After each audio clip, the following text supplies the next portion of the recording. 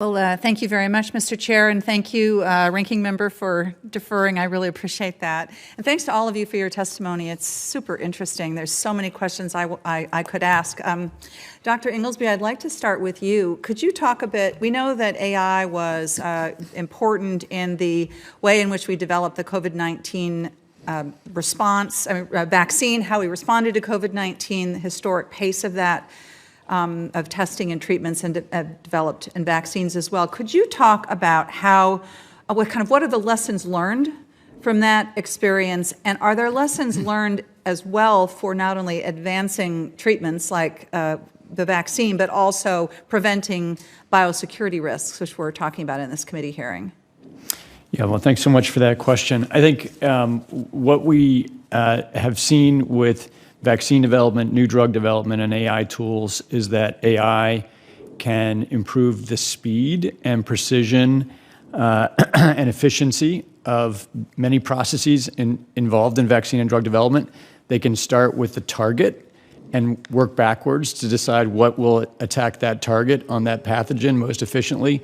They can predict toxicity. They can improve the efficiency of laboratory practices. AI tools are kind of across the board, can take on different components of the vaccine and drug development process and make them more powerful. But at the same time, those very processes could conceivably either inadvertently, accidentally, or deliberately be misused to identify things that could harm people on large scale, that could become products that or biological constructs that could not be controlled. That's my greatest concern, is that we need to set up guardrails, at least to begin with, that are focused on preventing pandemic risks of things spreading in the environment, not being able to be controlled. And I think the companies themselves have said the same things. If you look at what they're saying in the public in the last year, many of the leading companies have said they are concerned about setting up guardrails around biological risks, and that is one of the things that they're explicitly talking about.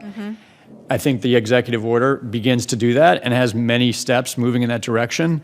What I would do, though, is I think Congress should seriously consider going a bit further than the executive order, even now, because the role of government still is setting, in the executive order, setting standards, creating a testing process.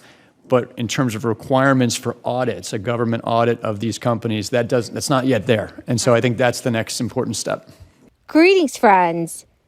A group of congressional lawmakers are urging that President Biden take executive action if both parties cannot reach an agreement soon. Democrats are continuing to push for the expansion of programs that will provide millions of Americans with relief checks every month. My dear friends, I'll be going over all of the new information, so please make sure that you watch until the end of this video. Also, tomorrow, I will be announcing several winners for the Walmart gift card giveaway.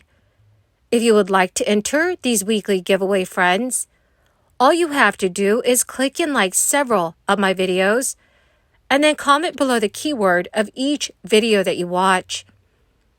The more videos that you comment on, friends, the greater your chances of winning these giveaways. A cohort of federal lawmakers, staunch advocates for the expansion of the child tax credit, has rekindled their fervor for decisive action.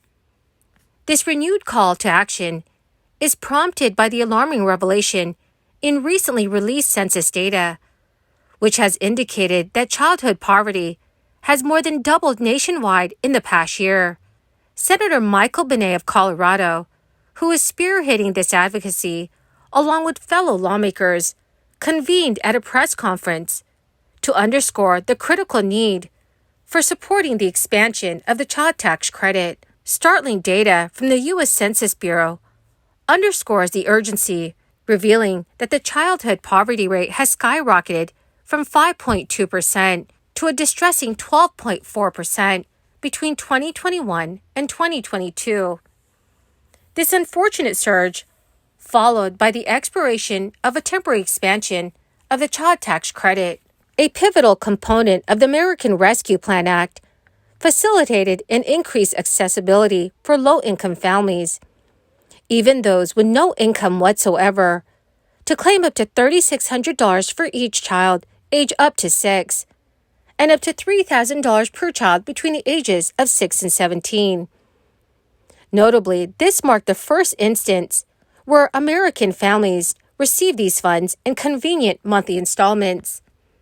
Senator Michael Benet passionately emphasized that when Congress provided families this supplement support, the funds were invariably directed towards the well-being of their children. Echoing this sentiment, a report from the Colorado's Children's Campaign disclosed that a substantial 44% of households in Colorado with children encountered difficulties in meeting basic necessities such as food and medical expenses. Joining Senator Benet are prominent Democrats, including Senator Sherrod Brown and Cory Booker, as well as Representatives Rosa DeLauro and Susan Delbene, united at the press conference. Their unified objective is a reinstatement of the expanded tax credit. However, the push for permanence encounters formidable resistance from Republicans and Democratic Senator Joe Manchin.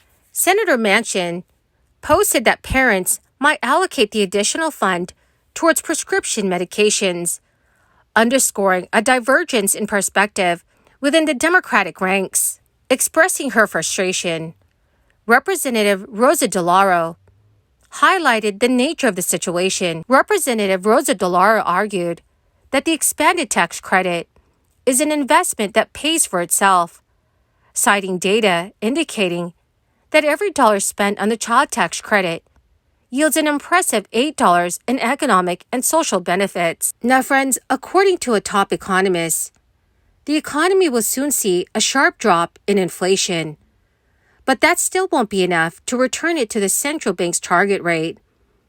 The chief economic advisor pointed to rosier economic outlooks on Wall Street, with Goldman Sachs among big firms recently predicting sharp disinflation and limited recession odds in 2024.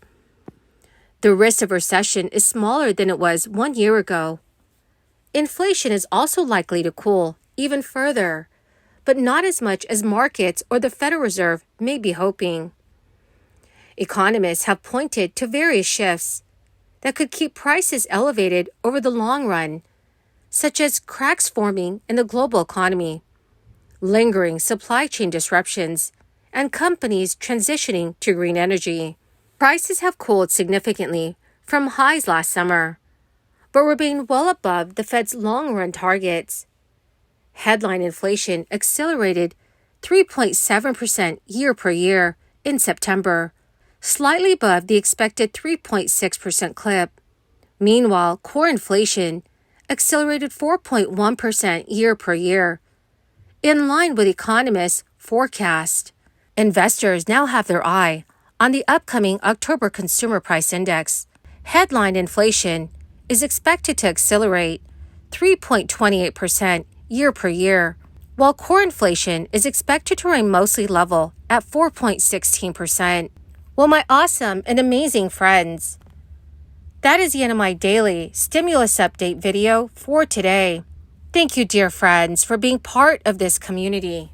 To say thank you and to show my appreciation, every Friday I will be announcing several winners for the Walmart gift card giveaway. If you would like to enter these weekly giveaway, friends, please click and like several of my videos and then comment below the keyword of each video that you watch. The more videos that you comment on, friends, the greater your chances of winning these giveaways. Thank you and have a wonderful and very blessed week.